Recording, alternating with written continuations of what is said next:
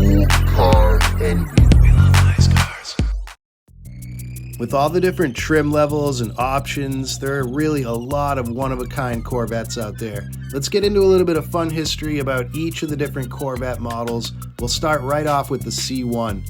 So, Corvette came out in 1953. USA just wanted a true American sports car. They wanted to compete with all the popular European sports cars at the time. So the first run was only 300 units, and it wasn't even a V8. It was actually a 2-speed automatic 3.8 liter inline 6, believe it or not. Right? That's crazy. Then in 1955, they switched over to the 4.3 liter V8, and then the following year, they redesigned the body to that classic, iconic body style with the round headlights, the long hood, the white wall tires, two-tone paint job, just that beautiful body style that really launched Corvette into huge success. And this car was made popular in, among other movies, True Lies with Arnold Schwarzenegger and Bill Paxton. Some of the funniest one-liners of all time you've ever heard by Bill Paxton in this movie. Should we start up the paperwork? Let me think about it. All right, next up is the C2, and this one was popular because the hardtop version looked like a Stingray. That's why they called it the Stingray. It had a split rear window. This body style was handmade. After a while, they had to stop making them by hand because it was too problematic with the split rear window. They started offering this side exhaust with this beautiful rumble, as you can hear there. And these were just gorgeous. Love the hardtop coupe, pop-up headlights. This model had better handling, more roomy on the inside, came with a 327 cubic inch small block V8, a lot more horsepower depending on the package and the options. Now, in the last 2 years of production, they offered a 396 and a 427 big block. Here comes the C3, and now we're getting serious. So the C3, the third generation, was made from 1968 all the way till 1982, which was the longest running generation. The C3 was said to have an initially polarizing response from Corvette enthusiasts.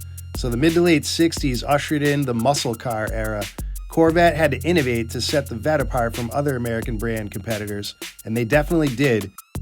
They called the C2 the Stingray era, and the C3 was definitely the Shark era. This car was based off of a prototype called the Mako 2, which really had that long, curvy, shark-like body styling, that side exhaust. So they definitely built a car to compete with all the muscle cars of the time. You could get this car in the ZR1 package, the ZR2. The C3 came in convertible, hardtop, T-tops for the ultra-cool people of the day. This was just a beautiful all-around sports car to compete with the muscle cars, the muscle car killer of the era. The C4 came out in 1984. An interesting note on that, there was no Corvette model in the year 1983. The new C4 design took an extra year because they were having some quality issue delays. The 1984 model sold for $21,800 right out of the factory. And the first C4 in 1984 came with the less desirable, some people say least desirable, Crossfire injection V8, which was replaced the following year with the more powerful and efficient tuned port injection V8. 1984 was also the first year they finally brought back the convertible option after an 11-year hiatus.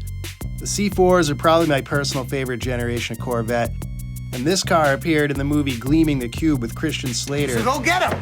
Thanks a lot, pal. Where he ends up hanging on the back of the Corvette going about 75 down the highway. No CGI back then, these were just good stunts. You gotta love that.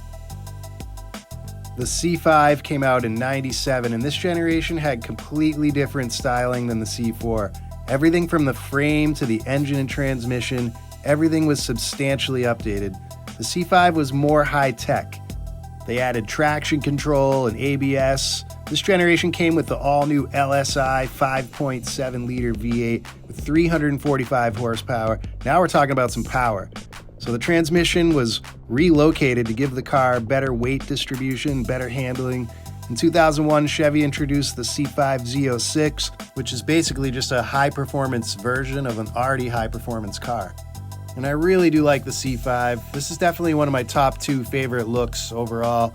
I just like the rounded, kind of long, low, curvy look. I mean, take a look at this red one with the chrome rims. That is absolutely beautiful. Just look at that thing. I would just take sheer enjoyment in owning that car right there. Alright, I need to come back to earth. Here's the C6, and just like the last generation, Chevy kept increasing the engine size with the C6. The Vette now had 400 plus horsepower and 400 pound-feet of torque. But one thing it didn't have was good gas mileage. This car only got 15 miles per gallon in the city and not much more on the highway. But did it really matter? No, definitely not.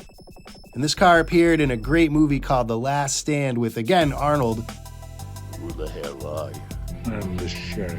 Don't ask me why he keeps popping up in this video, but do listen to this beautiful exhaust sound rolling out. The C7 was totally different. It had a brand new look with a flat rear window instead of a curve, which just gave it a completely different look than ever before. It came with larger rims and tires, which just gave it a burly, wider stance, while still maintaining that long hood and front end. The C7 could do 0 to 60 and get this, 3.8 seconds. Right out of the factory, just let that sink in.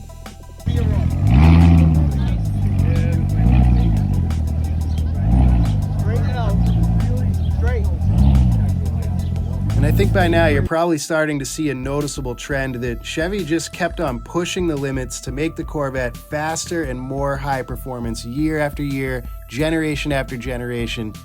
And they made these up until 2019, so most people were probably thinking, where else could they possibly go from here? What more could be done to the Corvette after it's come so far since the C1 generation?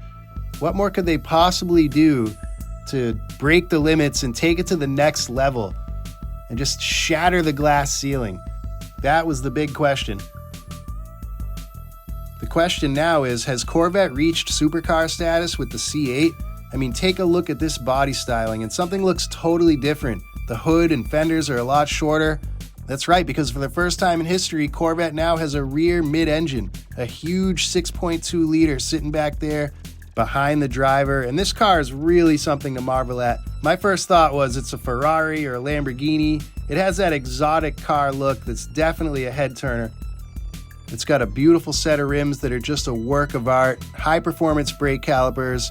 It's got those huge air intake vents to cool that massive engine. It comes in some gorgeous color combos, as you can see here. The trunk is in the front end, so they call it the frunk. But then look at how that rear hood opens up to expose that massive engine. Just a beautiful looking car. It looks like a Lamborghini. It's pretty common knowledge that all Corvettes are made with fiberglass body panels. But aside from that, I think this C8 is just totally unrecognizable from the C1, and it's really impressive to see how far Chevy has taken the Corvette through all the generations.